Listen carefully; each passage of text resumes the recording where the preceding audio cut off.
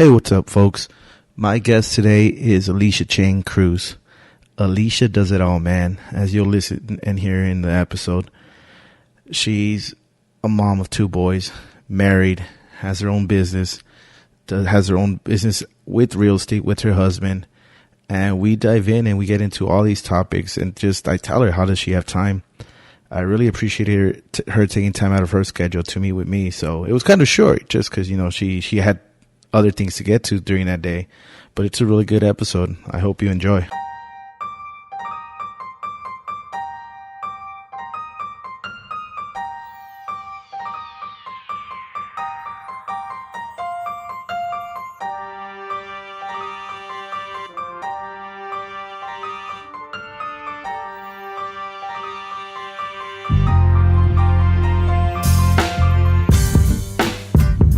Hello and welcome. My guest today is Alicia Chiang-Cruz of Crafty Cruz. Alicia, how are you doing? I'm good. Good. How are you? Doing well, thank you. Thanks for joining me. Thanks for coming out here. Yeah, absolutely.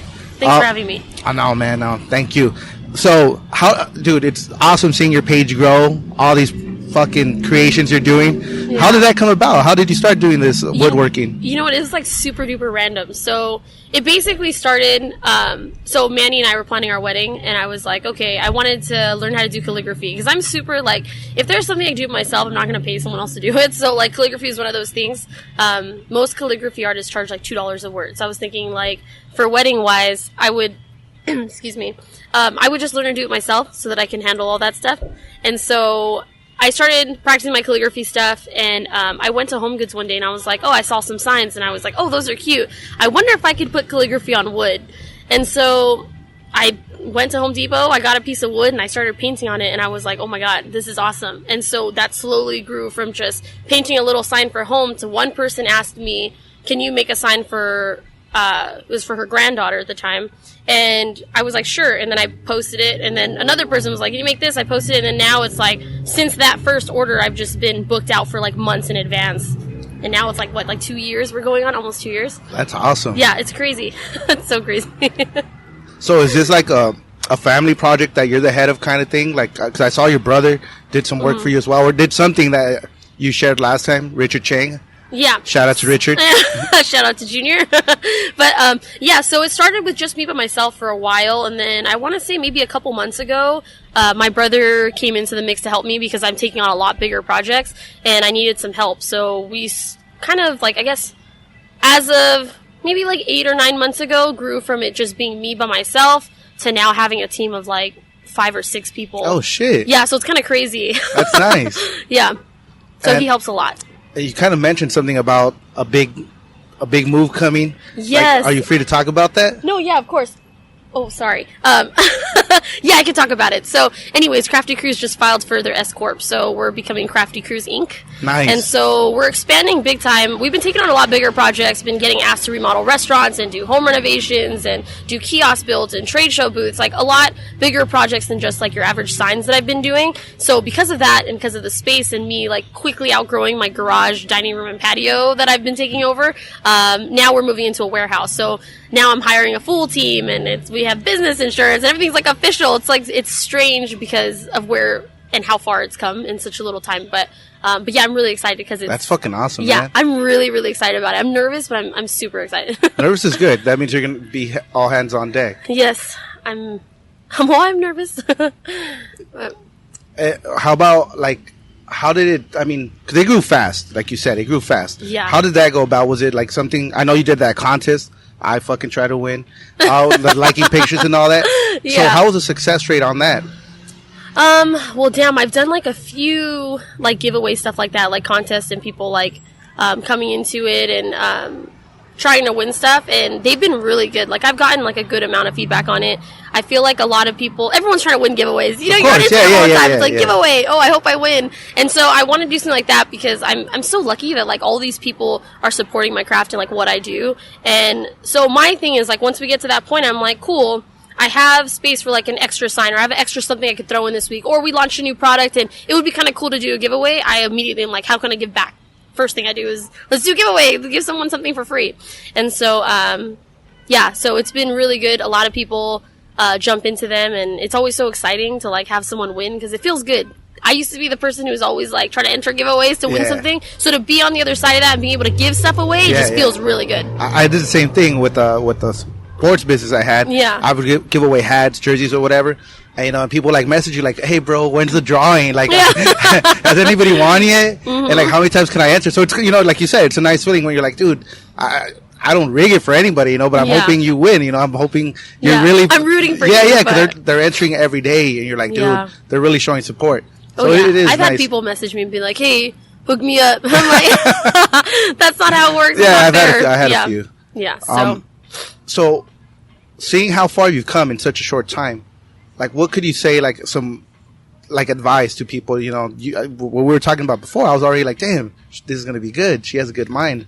yeah, thank you for that. I'm like, staying consistent for sure. Like, there's been times, so I feel like what really sets aside like a successful business from just a regular business is having the business owner be someone who's willing to do the things that need to happen when they need to happen, not when they want it done. You know what I'm saying? Like, there's been plenty of times where, like, especially in the beginning, where I was home and I was home with my 2 kids, and my brother would come over, and him and his family were going to Disneyland or something, and they're like, "Hey, you want to go with us?" And of course I want to go to Disneyland with my kids, but I have orders sitting that need to be done, you know? So I have to make those tough decisions of like, no, I can't go do something and have fun right now. I have to sit down and get this work done. So I feel like being able to discipline myself to do those things and remind myself when I fall that it's not over, and just to get back up and just keep going, like, that's been like super duper crucial, like how I've gotten to where I am. Because there's been times where I won't post. Like right now, I have like 20 orders I haven't even posted on social media. Like literally have not had time to post it. So some people are probably thinking like, "Oh, she's out of business or she's not doing anything." But the truth is that I'm so busy, I just don't have time. And so not getting like discouraged by that and being like, "Oh, well now I messed up in my, like, I don't have that same, what's the word? Like, oh, what is it? Okay, I can't remember the word. So whatever. But I don't have like the same flow, I guess, going through my social media. So Okay. You know what I'm talking about? Yeah, I seriously can't think of the word. Like consistency? Momentum. Okay. That's the word. Okay, so having that momentum, like I'm not quitting on myself. Like, well, I'm just not going to post it because I screwed up. Like, I'm just like, cool. I don't have time. When I have time, I'll do a blast and I'll do a giveaway, which is usually when you see my giveaway, it's like, sorry, been MIA for a couple weeks, not posting anything. So here's 20 posts. If you like them all and comment, I'll give you something for free, you know, so. That's a good strategy. That's a good strategy as well, because, Yeah. you know, sometimes they might be on for that hour and see all 20 posts, as opposed to if you're posting, let's say, every Thursday, and they're not on Thursday, they won't see it. And going back to what you said, I agree with that about how you have to do what you need to do in order to do what you want to do, you know? So there was times where I wanted, you know, to go out to take my daughter to Disneyland, Yeah. to go to the Dodger game against the Braves, and you're like, dude, I'm working full time and I got this business thing Yeah. on the side.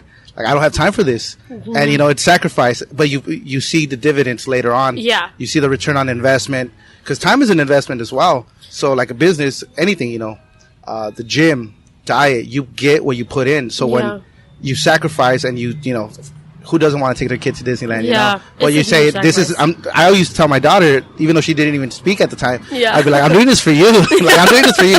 And now I'll tell her, you know, like, I'm doing this for you. Everything I do is for you. Yeah. Because, yes, you can have that short-term satisfaction, but in the long term, you know, it's going to be way better the day when Yeah. you could take 2 weeks off and be like, dude, we're set. I have so-and-so working on this project. I could take the 2 weeks off and just be with you guys. So it's something that people don't see. And I didn't see it until I was in there. You know, I was Yeah. doing the same thing. And I was like, dude, I'm tired. Oh, I want to yeah. take a break. I still have my regular job to worry about. Yeah. And then I still got to do this on the weekend. And people tell me, oh, how come you don't come to this thing? And I'd be like, dude, No time. no time. And the little time you do have, you spend with your family. Right. And so I applaud you for that, because it's discipline. You know, it's hard. People don't understand how hard it is to say no to the things you want to do, Yeah. and do the things you have to do. Yeah, it's really tough. Like I've had my moments where I'm like, oh God, like the other day I had a moment where I was like, I'm on like a super tight deadline right now to finish what I need to finish. And so I saw my kids sitting inside and they're just playing with their toys, and I'm like, damn it, it's so nice outside. Like, I want to take them outside. So I don't know if you'd seen my post. Yeah, but I did. I was like, took them outside, spent like an hour. It set me back an hour, maybe 2 hours, so I had to add those on to like my late night work. But I took that time and I was like, cool, let's just enjoy the sun for a little bit and let's do this. But like, I I had to like, you have to like calculate everything so much in your head. Like, if I stop right now, if I stop and have lunch, if I stop and have coffee, if I stop and go to the bathroom, how far am I going to get set back? How much more work am I going to do? How many more hours is this going to be later? And it's really hard. Like, there was this picture that I saw that I keep saying that I'm going to print it or recreate it to put it up on my wall, but it's like an island in the middle of the ocean. You might have seen it. So it's like an island. So it looks like a big old mountain, and then there's like the water, so like sea level, it's and like then an below. Iceberg, right? Oh, is it an iceberg? Yeah. I thought it was. It's like the iceberg of success, yes, right? Yeah. Okay, yeah. So I'm sorry, the iceberg. So, anyways, the top is like everyone sees success, right? They're like, oh, you're a business owner. You know, like people think it's less work, and it's like, oh, you're your own boss, which is so much easier. They don't realize that it's working way more than you would as an employee and having way more stress than anything else, you know. But anyway, so that thing, the iceberg. That's so funny. Okay, anyways, underneath shows like the late nights, the disappointments. You know, like there's been times where I've been so frustrated that I will cry and I'll be like, damn it, I'm gonna give myself 10 minutes. I just need to cry it out really quick and then get back in the shop and finish what I'm doing. But there's so many things that people don't see under the surface that make being a business owner really hard. You know, very worth it, but very difficult, you know, so. Yeah, those late nights, early mornings. Oh, yeah. Lack of sleep. So much coffee. Yeah, and especially when you have kids, it makes it even more challenging, you know, because you're not just responsible for your schedule, what you need to do in your business. Like for me, like, you know, like I do my woodworking and I do my real estate. I'm also married and I also have 2 kids. So it's like I have to find the time to schedule all of these things to fit into one day. And it's been hard. Worth it, but hard. So. Well, you're doing a great job. Thank you. And it's one of those things where as you get older, you kind of have to see you only have 24 hours in a day. Mm-hmm. So, okay, I sleep like 6 hours and I feel like that's too much. I'm like, okay, so I got 18 hours. There's 2 hours of traffic a day. So I got 16 hours. What am I going to do those? And then I work 10 hours. So I'm like, okay, I got 6 hours right. unaccounted for. Oh so I have God. to be productive. Mm-hmm. And the same thing, like if I sit there and watch The Office, which I love, it's my for favorite. an hour, for an hour, I'm like, dude, you could have done some editing. You fucking piece of shit. Yeah. Get your ass off and go fucking edit. Yeah. And I don't like editing. This is the fun part. I was keep saying it. Like, editing sucks. Mm-hmm. It's not a waste of time by any means, but it just sucks. Mm-hmm. I have to schedule. Yeah. I have a lot of people canceling. I respect people's time. I'm a busy person. You're a busy person. Right. Everybody's busy. Everybody. Mm-hmm. So, but last minute cancels is like, oh man, like those are the worst because you plan for it and then it's like, nah, you just screwed my schedule, you bastard. And you gotta accommodate. But it's one thing I started doing, like 2019. I'm not one of those new year, new me. I just said, new year, still same OG. But I'm gonna do better time management just because I saw how important it was. Yeah. I started reading a lot of books about like successful people and just trying to emulate them, what made them successful. And one of the things that a lot of people do is just know what you're investing your time in. Mm-hmm. I still do fantasy sports. I love fantasy sports. I love the shit talking that goes on. But at the same time, I can't sit there and research like I'd like to. Yeah. Just because I'm like, dude, it'll be fun. But these bragging rights over your buddies isn't, you know, there's more to life than just that. I do want to be, or I wanted to be a sports writer. So I did that. That was my excuse. Mm-hmm. But I'm like, Hector, you're not going to follow that. So maybe chill on that. Yeah. Still do it, you know, because that's a way to keep up with your homies, do all that good stuff. But maybe like this podcast, this is taking my life. Yeah. Number 1 is Abby. Number 2 is podcast. Like that's how it is right now, and it's fucking awesome because I feel like I have not a purpose per se, but something to work towards. You know, like everything I'm doing, like all the behind the scenes work, getting all these people on here. It's nice to. I just released I think 2 days ago. Yeah. And fuck, dude, I'm waking up to like 30 texts. I mean, people. I'm not exaggerating. Thank you for all your support. Fuck, man. I hope.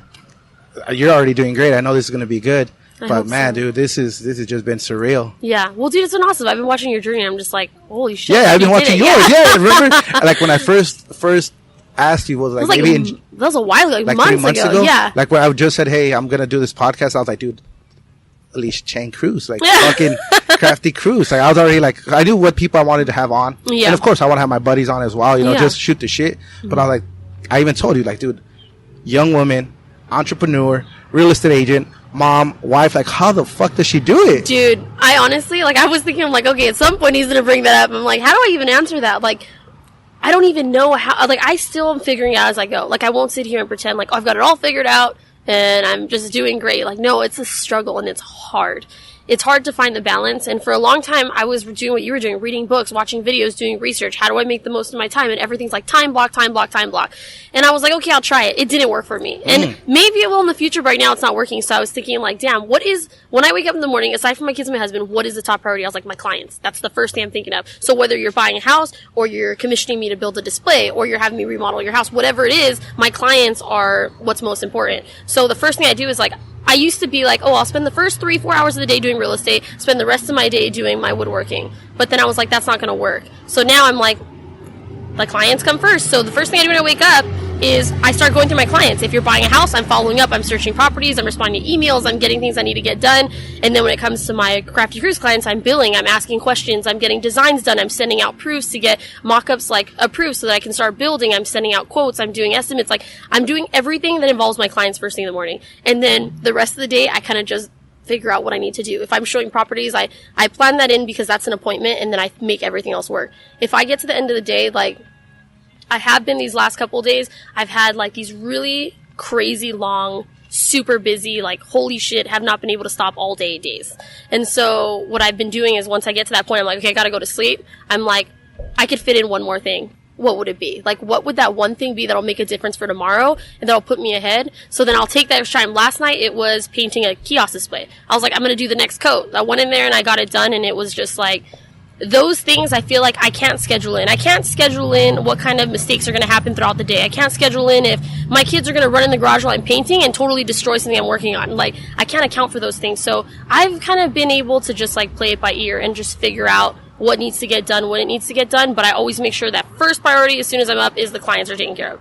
So that's worked for me. Well, you gotta I'll make it a sound bite for you so your clients know what kind of service they're getting, because that was fucking phenomenal. Thank you. Yeah, I really I work so hard on it, and I don't care if you're buying like, and this might upset people, but I don't care if you're buying a $600,000 house or you're buying a $60 sign. Like, if you hired me to take care of you in some way, that's what I'm worried about.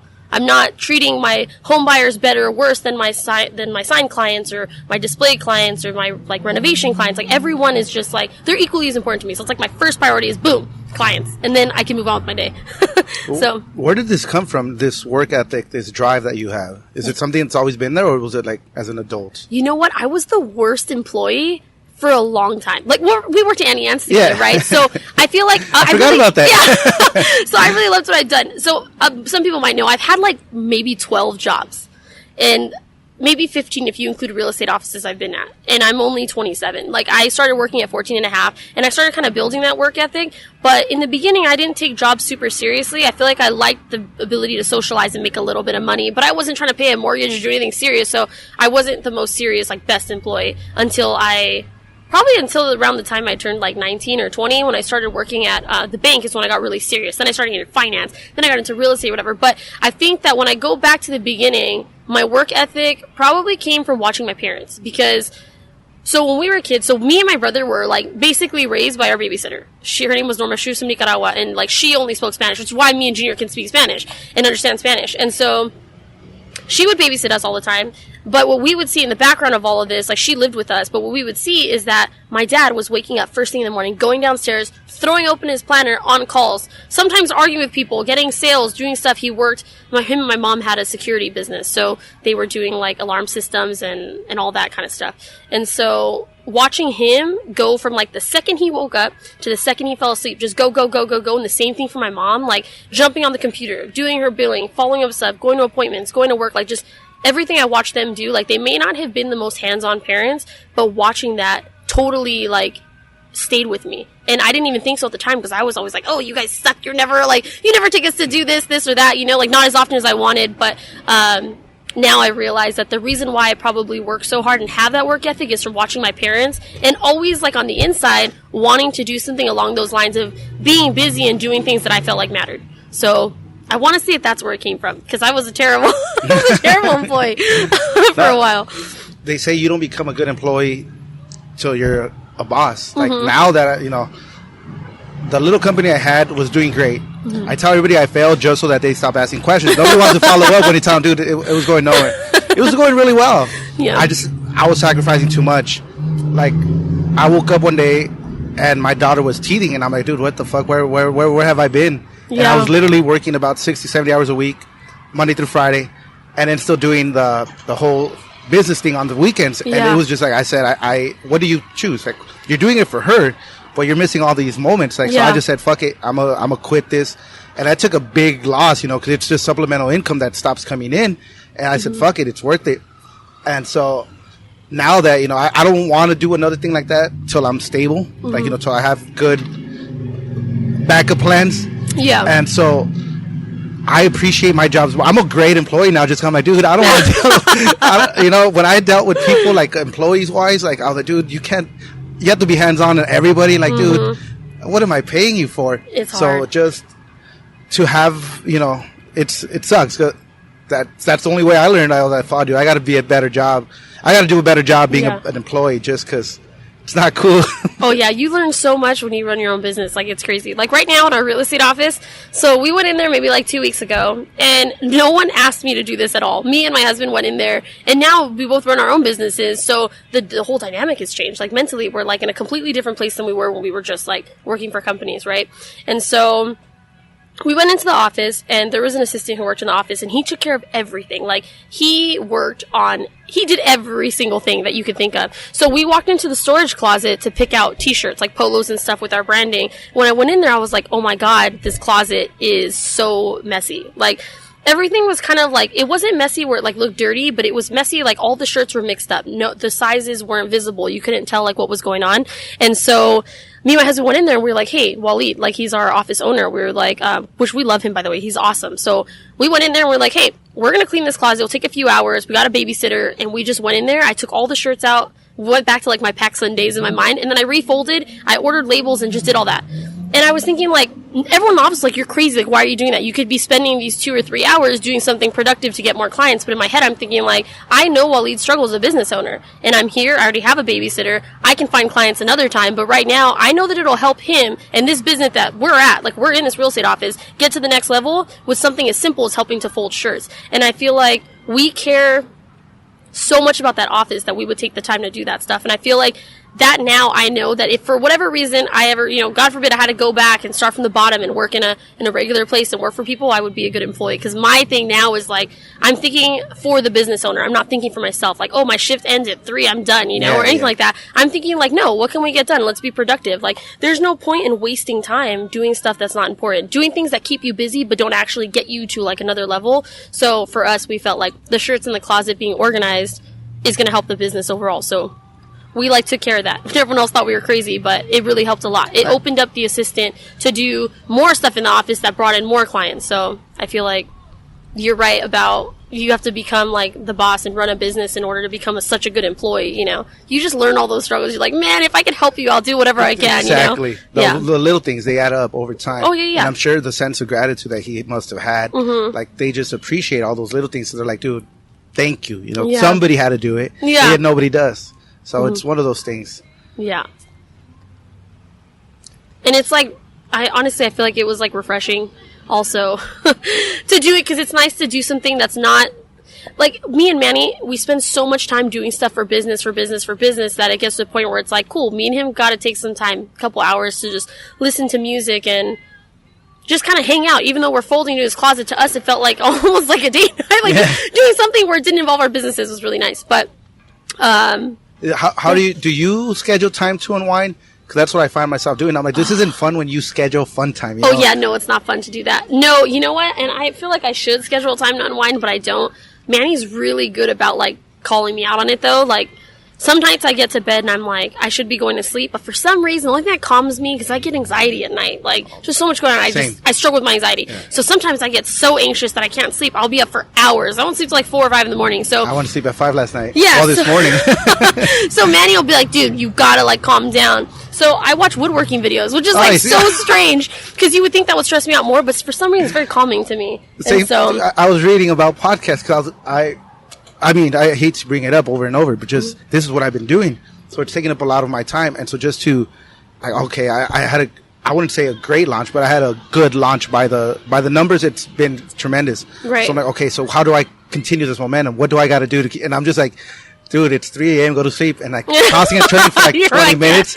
And I was like, dude, I jumped on Reddit and I started looking up forums, different tips, anything I could say, like, okay, I'm gonna use this. Yeah. And honestly, I've read all this stuff before, but I think just like, okay, let me read it again. Maybe I'll catch something I did it the first time.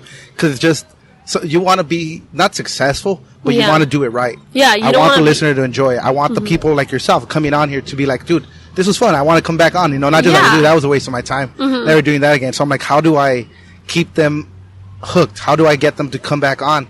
So it's nerve wracking. I was nervous driving over here. I was like, dude, I haven't seen her in so long.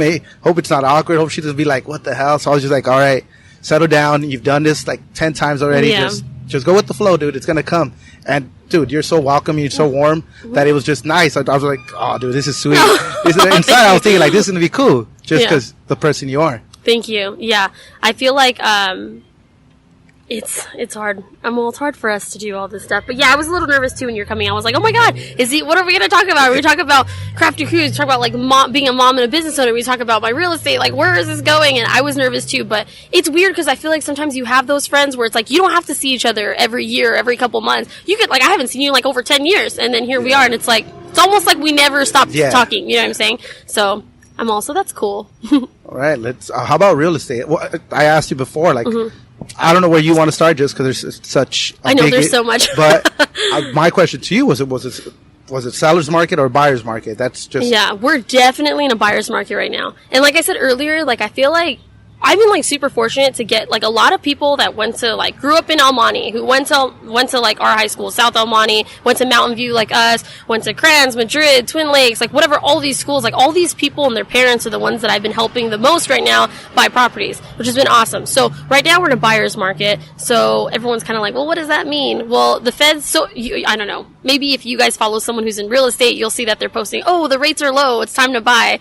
And because I feel like no one really explains it, I'll explain it like briefly just so everyone can understand. Go in detail. Do whatever you like. I'm going to get really detailed. Just kidding. Okay, so basically what it means is right now the rates got dropped. So why is this? It's because the feds want people to buy houses. Why do they want us to buy houses? Because every time you buy a house and you contribute to our economy that way, you open jobs for other people. So when you buy a house, they are building more houses and new builds and stuff, but you're opening up jobs for plumbers, electricians, contractors. Like you're opening jobs for people who would otherwise not have work. And so when you are doing things like that and opening up the jobs, what the feds want you to do is to go out and buy a house. So the way they make it more possible for people like us is to drop basically the requirements, dropping like the credit score requirement, dropping the rates so that it's more like appealing to people who haven't bought before, having programs where now there's programs where you don't pay a down payment, you don't pay closing costs, all you pay for is inspections and appraisals, which is a couple $100. Like we've seen people buy houses with like $800 out of pocket. Whoa. Most people don't even know it's possible, but it's like, I didn't. See, no one knows to ask, so it's like you gotta be with someone who understands the market and understands the programs. And because a lot of the people that I've worked with have been people who like don't have money saved, have bad credit, they've never bought a house before, have other problems like bankruptcies, like all this stuff. It's like those are the people that I can help the most because I've had so many people like that. That's where I'm most like well versed. Like that's where I understand like how to help. So we partner with like different agencies. Right now we partner with one place called The Agency, and they're a credit repair place, which have been like my go-to. I've referred them so many clients already just because everyone I deal with has bad credit. So it's like the fast lane to getting it rebuilt is doing this, and then we have just all these programs and stuff. So the reason why it's a buyer's market now is there's a lot more buyers out there with the rates coming down and stuff. It's just every advantage that you have is on the buyer side. Sellers don't have the advantage anymore. So if you're a buyer, some buyers think, and I'll just clear this up, because some people think like, oh, I'm not going to hire a realtor because it costs me money. If you're a buyer, you're not paying anyone anything already. Like, you aren't responsible for paying the realtor that helps you. The person, so basically, let's say you want to go buy a house, you don't have to pay me anything to represent you. The person that's going to pay me in the end is the person you buy the house for, because they've already set aside the money to pay the agent representing them and then us representing you. So you guys, it's nothing out of pocket for you guys. But sometimes people, like buyers, will go straight to the person who's listing the house. Like, oh, if I go to that agent, I'll get a better deal. But that's not the case. Right now is the time to negotiate. So if you go straight to them, they're going to get top dollar because their fiduciary duty is to whoever they're representing. It's not to you. So if there's anyone out there that's looking to buy a house, if you don't already have a realtor, first of all, call me. Give yourself a shout out. Yeah. And the second thing would be, if you do already have a realtor, make sure that it's someone who's going to fight for you and make sure you get the best deal. Ask for closing costs, go whatever the market value of the house is. They have to do all that research, but you just make sure you're being represented well, because now, especially the way the market is a great time to negotiate and get a house for a better deal. No one pay full price. So Give yourself a shout out. How would they get in touch with you? Okay. So, you would get a hold of me. My phone number is 626-560-7354. And then you could email me at aliciachang.cruz@gmail.com. Beautiful. Yeah. Continue. So, keep going. No, just so it's in there. Okay. Yeah. So, I mean, that's the information you could use to get a hold of me. And I don't know if you could type in a description. Maybe you could put somewhere to get a hold of me if you guys are interested. But I just have a lot of information to share. So, that's like one of my specialties is just real estate. The other one's the woodworking stuff. But I also work with my husband really closely on real estate. Like, we handle it as a team. So all of our clients deal with me and him together. And our little thing is we always say 2 realtors for the price of none. Since you don't pay for it, you have 2 people representing you. Because some people think, like, don't you get busy with Crafty Cruise? Like, who's going to do this and that? And it's like, well, if I ever get busy enough to where I can't get something done, which is super rare, my real estate stuff, my husband does it. So he'll be like, oh, okay. He'll go ahead and take on searching for properties, or vice versa. If he gets busy with his clients, I'll take on searching properties or doing contracts and stuff for his clients. So it's a lot of teamwork. It's nice to see that, in today's day and age. A lot of people say, I wouldn't recommend working with a loved one kind of thing. But you guys are making it work. So that's kudos for that. Thank you. I was so scared about it. So scared when he was getting into real estate. I was like, we'll just be like 2 different realtors, whatever. And then we talked to her. We're like, dude, why don't we just combine? Which it's worked out really well because a lot of people like the dynamic of having a husband-wife team. And mine and Manning's relationship is very I guess if you watch our story stuff, we have a lot of fun. We have a really good time. It's not super we're very serious and real estate and blah blah. It's we're playful, we're relatable. I feel like we make it easier to explain stuff to people of certain age groups. I feel like when you're younger, you don't want some guy in a suit sitting across from you explain to you hey, your credit score is blah blah or whatever. That's the voice I'm thinking for them. But, you know what I'm saying? I feel like working with someone who's maybe more in your age group but professional, knows everything they need to know about what's going on in the market is important. So I feel like the teamwork thing for us worked really well. It was nerve-wracking, but it's definitely been worth it. How do you guys deal? Say when both of you are on a sales call, as far as the kids, is that I think you said you bring on your baby, right, along for the ride? Oh yeah, babies are with us. So there's times where we have to go show properties and we have to take the kids with us. And it's worked out because I was telling you a lot of the clients we have are people that we've known from high school or whatever school from El Monte, from that area. And so sometimes we have to take the kids along for the ride. And they come with us, we load up their snacks, and we'll take turns getting in and out of the car. We'll get them both out. We obviously try our best not to have to do that because it's easier to go in and out of houses. Also, it's a safety thing. Going into this vacant house, we don't want to take our kids in right away because what if there's a stranger danger inside or something, who knows? And so we try our best not to, and we have a babysitter for backup just in case. But yeah, the kids are there with us when we go to the office. They go with us. They play with another little girl, Rachel, who's there too. And the office where I was very family oriented, which is perfect because that's exactly what we needed, was someone to understand hey, we're real estate professionals, we're young, we have children, how can we make this work? Which a lot of people deal with that is having kids and working, or having kids and being a business owner. That changes the dynamic so much. Your regular business owner who's just some single man or some single woman, or maybe they're in relationships, not having kids or whatever, have a lot, I want to say maybe an easier time with scheduling and stuff like that versus that of a parent who has to account for their kid's schedule now and stuff like that. So, I forgot the question. I just went off. You kind of answered it. My question was about the kids, because I saw you brought them along for the ride. Yeah. That's so cool, man. Oh yeah, we take them with us. I'm not gonna lie, they're crazy, and they have their moments where we're should we have brought them along? But that's part of parenting. We get in those situations, we just gotta deal with it. The tantrum's coming, well then just get ready, because we can't stop it. We can only help it. So we do our best. Just off the top of your head, any tips for the people buying a house, first time buyer? Just anything you would say? You kind of went on that little tangent. You said make sure they know their closing costs. You want to work with a good team. And sorry to cut you off. I'm just thinking. I was the first thing that came to mind is work with a good team, because we say this in our industry all the time. But who you work with matters. You would not believe. So when you get into a real estate transaction, there's so many people involved. If you're involved with the wrong people, someone has an attitude, people aren't doing things on time, it makes things really difficult. So I always say who you work with matters. Your representation, if you're looking to buy or even sell, you need to have an agent who's you're going to be able to contact them when you need to. They're going to be able to answer all your questions. They're going to be knowledgeable in the market, knowledgeable in the programs, and just honestly, you have a good relationship with them. All that stuff is so important, because buying a house or selling a house is such a huge emotional roller coaster. our job is to make sure that we tell you what you need to hear and not necessarily what you want to hear, but word it so it's like, don't worry, we're here for you. Like, if you need a shoulder to cry on because you're getting stressed out at this, that's what we're here for, you know? Like, you just have to, like, really pick the right people. But if you are looking to buy a house, the first thing I would do is to talk to a realtor. And like I said, you can call me. But yeah, because you want to find out, first of all, is what position you're in to buy right now. So what they'll do is they'll partner you up with the lender, and the lender will run your credit and collect documents from you and be able to tell you, like, hey, ballpark, this is what we're thinking that you're going to qualify for. And some lenders will even do it without running your credit or do like a soft credit check. So to know your options is important too.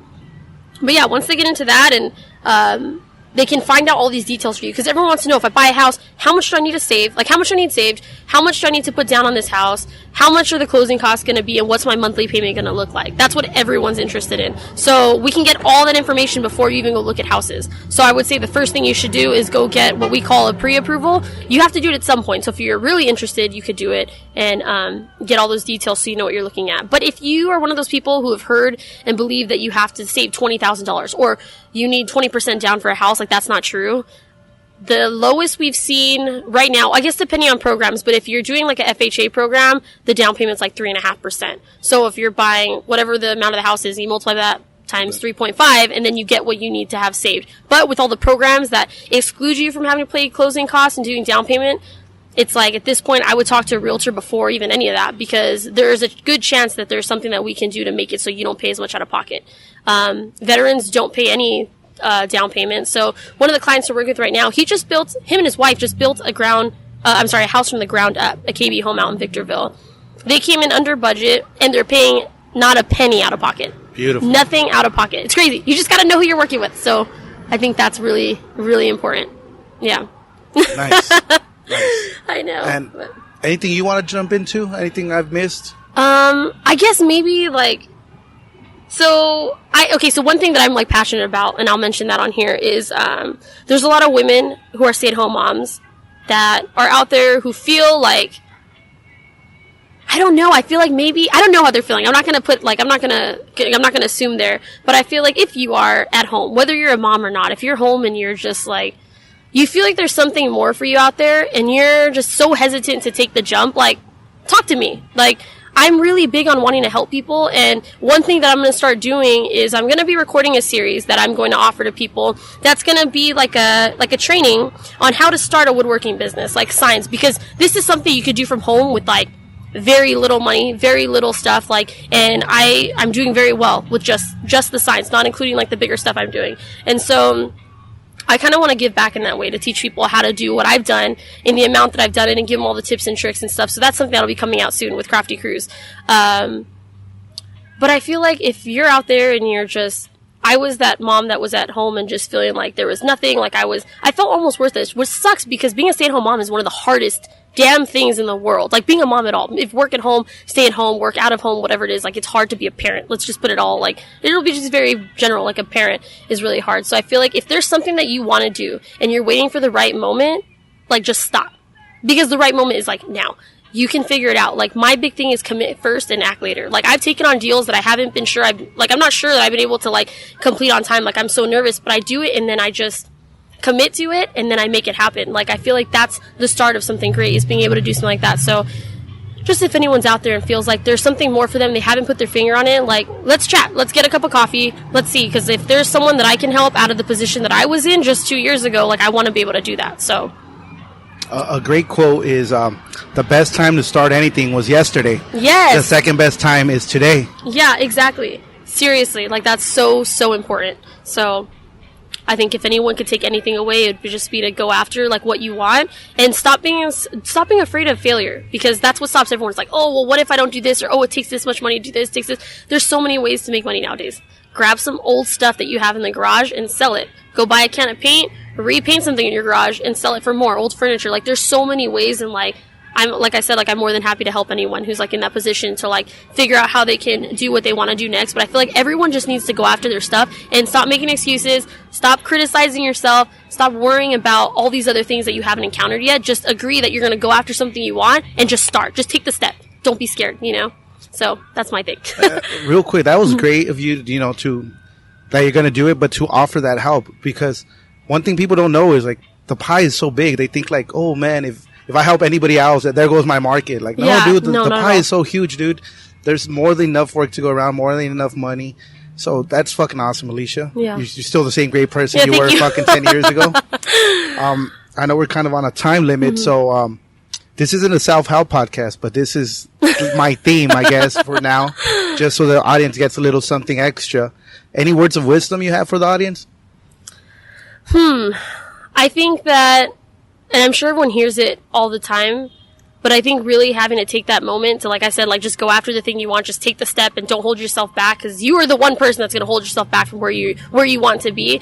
But I think maybe stop caring about everyone else, because maybe you're listening, you're like, oh, well, I have this idea, but I'm not going to do it because my husband or my boyfriend or my girlfriend or my wife or my brother or my dad, whatever, like, they're going to think it's stupid. They think it's dumb. It's dumb to want to be Instagram famous, or it's dumb to want to be a model or actress. Some people aren't going to believe in you, but that's okay. There's always going to be those people that aren't going to believe in you and aren't going to stand by what you do, but fuck them. Like, excuse my language, but seriously, fuck them. Like, just go on and do it. You don't even understand. I got doubted so much in the beginning, and I don't want to throw numbers out there and be like, oh, this is how much I'm making, but just so you guys understand, I went from making two $12 signs a day, $24 I would make a day, and I would spend like 8 hours painting these signs. I've now been able to take that from making those $24 a day to making closer to almost like $8,000 to $10,000 a month. Making wood stuff. And it's so easy, and I can teach it, like, no problem. It's just a matter of, like, and that's with the 2 kids and the husband and the other job. Like, I feel like anyone can get to where I'm at now with the right structure, with the right, like, learning, and with the right passion, like, not going after the money, but going after, like, what you truly want, because that same thing could be, like, if you're at home and you're sewing mittens, or you're knitting, or you're doing, I don't know, party supply crafts, or you want to start a party rental business, which, by the way, are awesome, and super, like, that's a really good idea if you're thinking about that, and, I feel like just forget what everyone else thinks, and just focus on what you want to do, focus on what's good for you and your family, and just, that's it. Like, just fuck everyone who doesn't stand right behind you. Fuck everyone There you go. who doesn't stand behind you. Like, that's literally, like, just move on, because those people, they're gonna fade out. Eventually, at some point, they're just gonna fall off, and that's okay. People are meant to stay forever. Those who matter don't mind, and those who mind don't matter. Preach. Alicia, great seeing you again. Yes. Thank you for coming on. I know you have a very, very busy schedule, so thank you for taking the time out of your day to do this. Nice catching up with you. Plug it in. Say your business info one more time. Okay, so wait, which one? All of it. Okay, all of it. Okay, so my name's Alicia Chiang-Cruz with Crafty Cruz and the Cruz Family Realtors. You guys can contact me at 626-560-7354 or at aliciachang.cruz@gmail.com. That's it for today. Thank you guys for listening. We'll see you next time.